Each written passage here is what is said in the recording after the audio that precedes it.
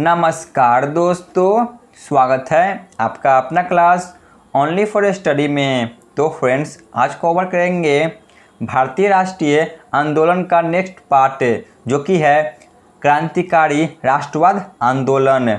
जो भी क्रांतिकारी राष्ट्रवाद आंदोलन हुए थे उन सभी को आज कवर करेंगे। यहाँ से तो बहुत सारे प्रश्न एग्जाम में डायरेक्ट बनते हैं। चाहे आप किसी भी एग्जाम की तैयारी कर रहे हो, आपको भारतीय राष्ट्रीय आंदोलन से बहुत सारे प्रश्न देखने को मिल जाएंगे। तो चलिए बिना टाइम वेस्ट किए हुए क्लास की शुरुआत करते हैं। क्रांतिकारी राष्ट्रवाद आंदोलन। असहयोग आंदोलन 1922 में चौरा चौरी कांड के बाद गांधी जी के द्वारा समाप्त कर दिया जाता है, जो कि 1920 से ही प्रारंभ हुई थी। तो 1922 में चौरा चौरी कांड हो जाती है यूपी में। इस कारण महात्मा गांधी ने इस आंदोलन को बंद कर दिया। इस आंदोलन को समाप्त करने के बाद जो बड़े नेता थे, इन्होंने गांधी जी की आलोचना करना प्रारंभ कर दिए। ठीक है ना। जो बड़े नेता थे, इन्होंने गांधी जी की आलोचना करना प्रारंभ कर दिए, क्योंकि उनका कहना था कि यदि हिंसा एक जगह पर हुआ है तो वहाँ पे आंदोलन बंद होना चाहिए, न कि पूरे देश में। ठीक है ना। जो असहयोग आंदोलन है तो यह पूरे देश में चल रहा था, तो महात्मा गांधी ने इसे पूरे देश में बंद कर दिया। इसीलिए जो बड़े नेता थे, यह महात्मा गांधी की आलोचना करना प्रारंभ कर देते हैं और बाद में चलकर बहुत से संगठन की स्थापना करते हैं। इसके बाद जो राष्ट्रवादी नेता थे वह दो पंक्ति में बट गए। पहले वह जो समर्थन में थे और दूसरा वह जो उनके समर्थन में नहीं थे। ठीक है ना। चौरा चौरी कांड के बाद असहयोग आंदोलन जो कि महात्मा गांधी समाप्त कर देते हैं, तो जो बड़े नेता थे यानी कि राष्ट्रवादी नेता, यह दो पंक्ति में बढ़ जाते हैं। पहला वह जो समर्थन में थे और दूसरा वह जो कि समर्थन में नहीं थे। जो उग्रवादी नेता थे वह गांधी जी के समर्थन में नहीं थे। ठीक है ना। जो भी उग्रवादी नेता थे यानी कि गरम दल के नेता, वह गांधी जी के समर्थन में नहीं थे। इसलिए यह क्रांतिकारी तरीके से आंदोलन प्रारंभ कर दिए। जो भी उग्रवादी नेता थे, यह सभी क्रांतिकारी तरीकों से आंदोलन प्रारंभ कर देते हैं। देखते हैं आगे क्या होता है। तो इन्होंने बहुत से संगठन की स्थापना किए। देख लेते हैं। सबसे पहले HRA, जिन्हें हिंदुस्तान रिपब्लिक एसोसिएशन कहा जाता है। शॉर्ट फॉर्म है HRA, हिंदुस्तान रिपब्लिक एसोसिएशन। इसकी स्थापना 1924 में सचिंद्र नाथ सालियान के द्वारा किया गया था। Most VVI। इसके संस्थापक थे सचिंद्र नाथ सालियान। 1924। इनका मुख्य उद्देश्य क्रांतिकारी आंदोलन को तेजी से आगे बढ़ाने का था। जो हिंदुस्तान रिपब्लिक एसोसिएशन संगठन है, तो इसका प्रमुख उद्देश्य यही था कि जो भी क्रांतिकारी आंदोलन है, इसे काफ़ी तेज़ी से आगे बढ़ाया जाए। इनमें प्रमुख नेता थे भगत सिंह, चंद्रशेखर आज़ाद, अशफाक उल्लाह खान, राम प्रसाद बिस्मिल आदि, ये सभी इसमें शामिल थे। ठीक है ना। जो HRA है, तो इसमें भगत सिंह, चंद्रशेखर आज़ाद, अशफाक उल्लाह खान, राम प्रसाद बिस्मिल, ये सभी शामिल थे, जो कि गरमपंथी नेता थे, यानी कि क्रांतिकारी तरीकों से अपना बात को रखना चाहते थे। इसके बाद होती है काकोरी कांड 9 अगस्त 1925 को। देख लेते हैं इनके बारे में। काकोरी कांड 9 अगस्त 1925। हिंदुस्तान रिपब्लिक एसोसिएशन के सदस्य ने सहारनपुर से लखनऊ जाती अंग्रेजों के मालगाड़ी को काकोरी नामक स्थान पर लूट लिया, जिसे काकोरी कांड के नाम से जाना जाता है। तो यहाँ पे आपको समझ में आ गया होगा कि काकोरी कांड किसे कहते हैं। यानी कि जो HRA के सदस्य थे, इन्होंने सहारनपुर से जो लखनऊ जा रही थी अंग्रेजों के मालगाड़ी, तो इसे काकोरी नामक स्थान पर लूट लेते हैं। इसी घटना को काकोरी कांड कहा जाता है। काकोरी षड्यंत्र कांड में 29 लोगों पर मुकदमा चलाया गया। जो काकोरी षड्यंत्र कांड है, तो इसमें 29 लोगों पर मुकदमा चलाया गया। जिसमें राम प्रसाद बिस्मिल, अशफाक उल्लाह खान, रोशन लाल, राजेंद्र राहिड़ी को गिरफ्तार कर लिया जाता है और उन्हें फांसी भी दे दी जाती है। ठीक है ना। इस षड्यंत्र में 29 लोगों को जो कि मुकदमा चलाया जाता है। इनमें शामिल थे राम प्रसाद बिस्मिल, अशफाक उल्लाह खान, रोशन लाल, राजेंद्र राहिड़ी। इन सभी को गिरफ्तार कर लिया जाता है और बाद में फांसी भी दे दी जाती है। तो जो HRA के प्रमुख नेता थे, इन सभी को गिरफ्तार कर लिया जाता है और फांसी भी दे दी जाती है। तो इसके बाद जो यह संगठन है यह काफ़ी कमज़ोर हो जाती है। ठीक है ना। यह धीरे धीरे टूटने लगती है। तो इसके बाद इसके जगह पर एक और संगठन की स्थापना की जाती है। तो वह है हिंदुस्तान सोशलिस्ट रिपब्लिक एसोसिएशन। ठीक है ना। इसका नाम रखा गया हिंदुस्तान सोशलिस्ट रिपब्लिक एसोसिएशन। इसकी स्थापना 1928 में चंद्रशेखर आज़ाद और भगत सिंह के द्वारा किया जाता है। इसके संस्थापक थे चंद्रशेखर आज़ाद और भगत सिंह, लेकिन इसकी स्थापना 1928 में होती है, उसके 4 साल बाद। इस संगठन ने बड़े स्तर पर क्रांतिकारी आंदोलन को बढ़ावा देना प्रारंभ किया। जो HSRA संगठन है, तो इन्होंने क्रांतिकारी आंदोलन को काफ़ी बढ़ावा देना प्रारंभ कर दिया और क्रांतिकारी आंदोलन को तेजी कर दिया। ठीक है ना। क्योंकि पहले यह बहुत ज़्यादा स्लो हो गया था, इसलिए इसकी स्थापना की जाती है और इसे काफ़ी तेज़ी से आगे बढ़ाया जाता है। जगह जगह पर जो कि क्रांतिकारी आंदोलन शुरू कर दी जाती है। इसके बाद होती है सैंडर्स की हत्या 1928। सैंडर्स की हत्या 1928। इसी समय 1928 में साइमन कमीशन भारत आया था। जो साइमन कमीशन है, तो यह 1928 में भारत आए। इस कमीशन में सिर्फ 7 अंग्रेज शामिल थे। ठीक है ना। जो साइमन कमीशन आते हैं, तो इस कमीशन में केवल 7 अंग्रेज शामिल होते हैं। इनमें एक भी भारतीय शामिल नहीं होते हैं, इसलिए इसे श्वेत कमीशन कहा गया और इसका बहिष्कार किया गया। जो साइमन कमीशन है, तो इसमें 7 जो कि अंग्रेज शामिल होते हैं, एक भी भारतीय इसमें शामिल नहीं होते हैं, इसीलिए भारतीयों ने इसे श्वेत कमीशन कहकर इसका बहिष्कार किया। लाहौर में जब लाला लाजपत राय साइमन कमीशन के विरोध में प्रदर्शन कर रहे थे, तभी सैंडर्स ने उन्हें लाठी से मारा, जिस कारण उनकी मृत्यु हो गई। ठीक है ना। कुछ समय बाद ही इनकी मृत्यु हो जाती है। हिंदुस्तान सोशलिस्ट रिपब्लिक एसोसिएशन के सदस्य भगत सिंह और राजगुरु ने मिलकर लाहौर में सैंडर्स की हत्या कर दी। ठीक है ना। इस प्रकार सैंडर्स की हत्या होती है। सबसे पहले जो सैंडर्स है, यह लाला लाजपत राय को लाठी से मारते हैं, जिस कारण उनकी मृत्यु कुछ ही दिनों बाद हो जाती है। तो इनका बदला लेने हेतु HSRA के सदस्य भगत सिंह और राजगुरु ने मिलकर लाहौर में इनकी हत्या कर दी। इस षड्यंत्र में चंद्रशेखर आज़ाद और सुखदेव भी शामिल थे। ठीक है ना। जो सैंडर्स की हत्या हुई थी, तो इसमें चंद्रशेखर आज़ाद और साथ में सुखदेव भी शामिल थे। इस घटना के बाद ब्रिटिश सेना ने आम नागरिकों को परेशान करना प्रारंभ कर दिया। जो ब्रिटिश सेना थे, ये सभी जो भी आम नागरिक थे, इन सभी को परेशान करना प्रारंभ कर देते हैं। ब्रिटिश सेना आम नागरिक से भगत सिंह, राजगुरु और सुखदेव का पता पूछने लगे, लेकिन यह सभी कहीं पर छुप गए थे। ठीक है ना। जो उस समय ब्रिटिश सेना थे, यह आम नागरिकों को परेशान करने लगते हैं और उनका पता पूछने लगते हैं कि बताइए भगत सिंह, राजगुरु और सुखदेव कहाँ है। इसके बाद होती है सेंट्रल लेजिस्लेटिव असेंबली बम कांड 8 अप्रैल 1929 को, मोस्ट VVI।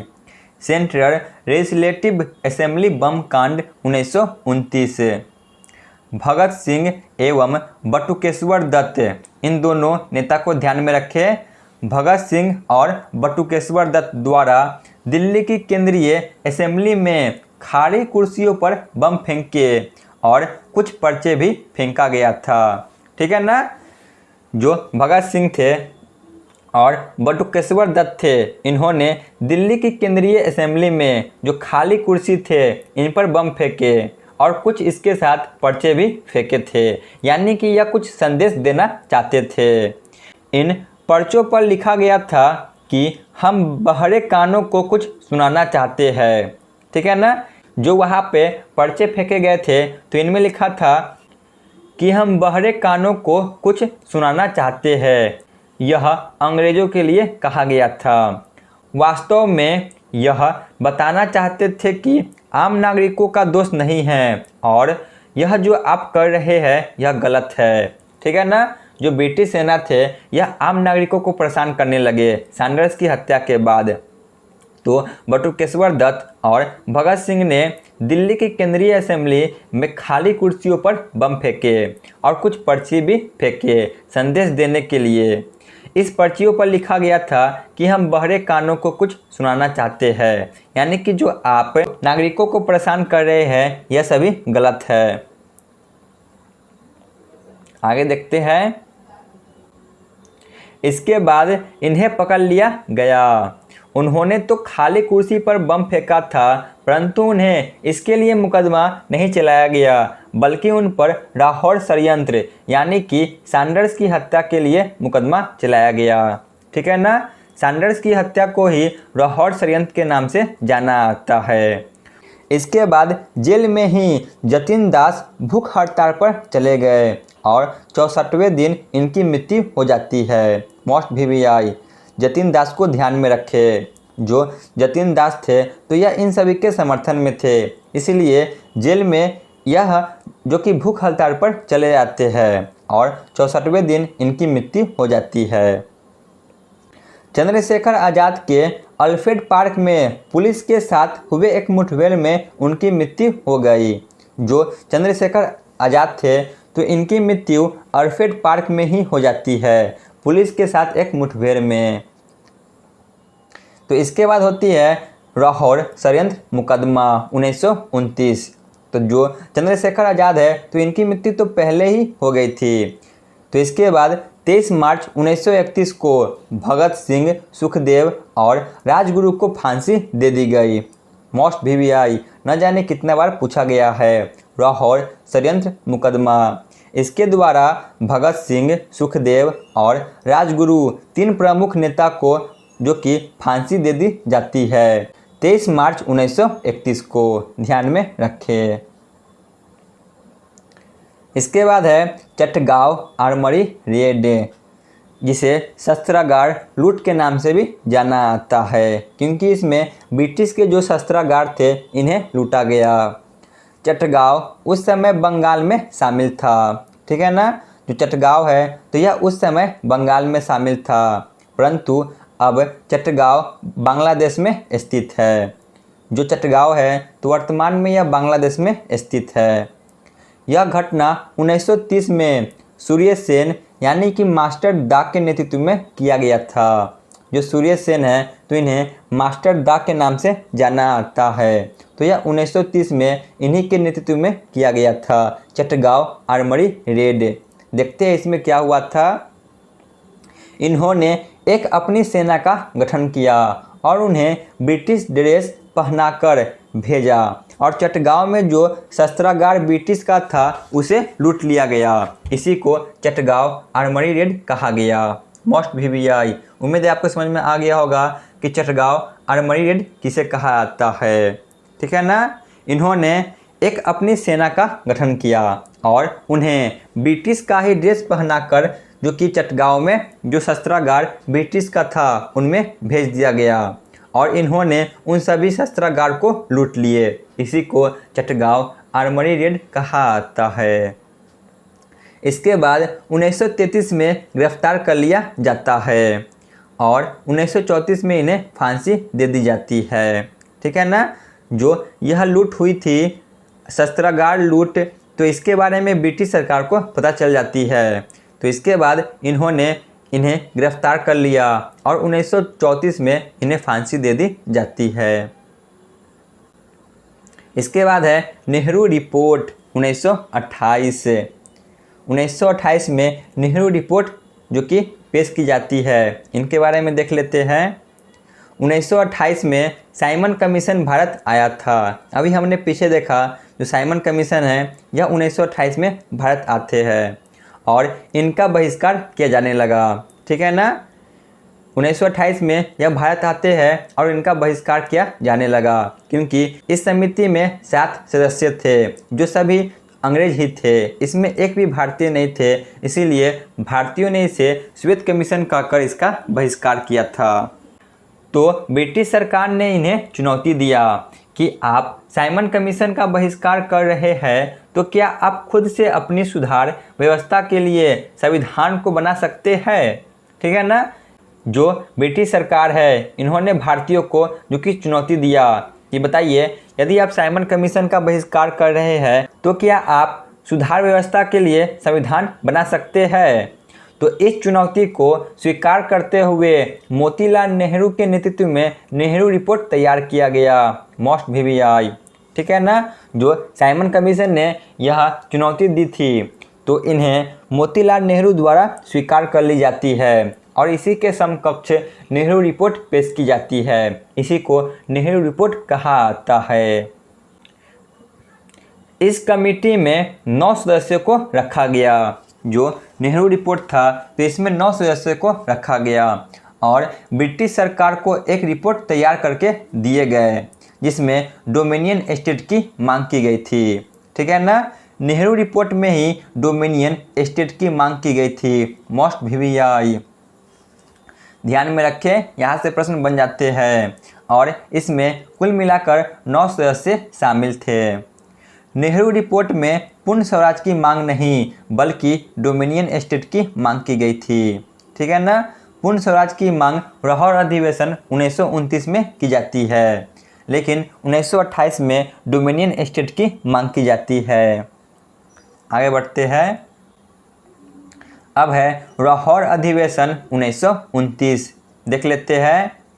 लाहौर अधिवेशन की अध्यक्षता जवाहरलाल नेहरू के द्वारा किया गया था। जो लाहौर अधिवेशन 1929 में हुई थी तो इसके अध्यक्ष बने थे जवाहरलाल नेहरू। इस अधिवेशन में पूर्ण स्वराज की मांग की गई थी, मोस्ट VVI। पूर्ण स्वराज की मांग 1929 के लाहौर अधिवेशन में की गई थी। इसी बैठक में यह घोषणा की गई कि 26 जनवरी 1930 को प्रथम स्वतंत्रता दिवस के रूप में मनाया जाएगा, ठीक है ना। जो लाहौर अधिवेशन हुई थी तो इसी में यह घोषणा की गई थी कि 26 जनवरी 1930 को प्रथम स्वतंत्रता दिवस के रूप में मनाया जाएगा। इसके बाद है लाल कुर्ती आंदोलन। लाल कुर्ती आंदोलन को देख लेते हैं। यह आंदोलन भारत के उत्तर पश्चिम क्षेत्र में हुआ था। जो भारत के उत्तर पश्चिम क्षेत्र है यहाँ पर यह आंदोलन हुआ था। 1929-30 में खान अब्दुल गफ्फार खान के नेतृत्व में लाल कुर्ती ड्रेस के द्वारा एक असहयोग आंदोलन प्रारंभ किया गया था, ठीक है ना। जो लाल कुर्ती आंदोलन है तो यह लाल ड्रेस के द्वारा असहयोग आंदोलन के जैसा प्रारंभ किया गया था 1929-30 में। यह आंदोलन पूरी तरह से गांधी जी के विचारों पर आधारित था, इसीलिए खान अब्दुल गफ्फार खान को द्वितीय गांधी और सीमांत गांधी भी कहा जाता है, मोस्ट VVI। जो लाल कुर्ती आंदोलन था तो इसमें जितने भी प्रमुख क्रांतिकारी थे यह सभी लाल कुर्ती पहनकर जो कि असहयोग आंदोलन प्रारंभ किए थे। यह आंदोलन जो कि पूरी तरह से गांधी जी के विचारों पर आधारित था, इसीलिए जो खान अब्दुल गफ्फार खान हैं इन्हें द्वितीय गांधी या सीमांत गांधी के नाम से भी जाना जाता है। तो चलिए अब देख लेते हैं प्रमुख क्रांतिकारी घटना को एक ही स्लाइड में। जो भी महत्वपूर्ण घटना हुए थे उन सभी को देख लेते हैं कि यह कब हुआ था, कहाँ पे हुआ था और इनके प्रमुख क्रांतिकारी कौन थे। सबसे पहले है एम्स्टर्ट और कमिश्नर रैंड की हत्या। तो यह 1897 में हुई थी पुणे में। और इसके प्रमुख क्रांतिकारी थे चापेकर बंधु। यह भी बहुत ही महत्वपूर्ण है। एम्स्टर्ड और कमिश्नर रैंड की हत्या 1897 पुणे में हुई थी चापेकर बंधु के द्वारा। इसके बाद है अलीपुर बम कांड षड्यंत्र। तो यह 1908 में हुई थी मुजफ्फरपुर में। इसके प्रमुख क्रांतिकारी नेता थे खुदीराम बोस और प्रफुल्ल चाकी। ठीक है ना, खुदीराम बोस और प्रफुल्ल चाकी, जो कि अलीपुर बम कांड षड्यंत्र के प्रमुख क्रांतिकारी थे। इसके बाद है दिल्ली बम कांड 1912। तो यह दिल्ली में ही हुआ था। इसके प्रमुख क्रांतिकारी नेता थे बसंत कुमार और रासबिहारी घोष। इसके बाद है काकोरी ट्रेन डकैती। तो यह 1925 में हुई थी काकोरी यूपी में। इसके प्रमुख क्रांतिकारी नेता थे राम प्रसाद बिस्मिल। इसके बाद है सैंडर्स की हत्या। तो यह 1928 में हुई थी। यह लाहौर पाकिस्तान में हुई थी और इसके प्रमुख क्रांतिकारी नेता थे भगत सिंह। इसके बाद है शस्त्रागार डकैती कांड। तो यह 1930 में हुई थी और यह चटगांव वर्तमान में बांग्लादेश में है, यहाँ पर हुई थी। इसके प्रमुख क्रांतिकारी थे सूर्य सेन। इसके बाद है जनरल डायर की हत्या। तो यह 1940 में होती है लंदन में उधम सिंह के द्वारा। ठीक है ना, जो जनरल डायर है तो यह जालियांवाला बाग हत्याकांड के निर्देशक है। इन्हीं के कहने पर जालियांवाला बाग हत्याकांड हुआ था। तो इनकी हत्या लंदन में जाकर उधम सिंह ने कर दी 1940 में। तो यहाँ पे जितने भी क्रांतिकारी आंदोलन थे उन सभी को कवर किए। तो यहाँ पे हमारी क्लास समाप्त होती है। आप लोग कमेंट में ज़रूर बताएं कि आपको यह क्लास कैसा लगा। धन्यवाद।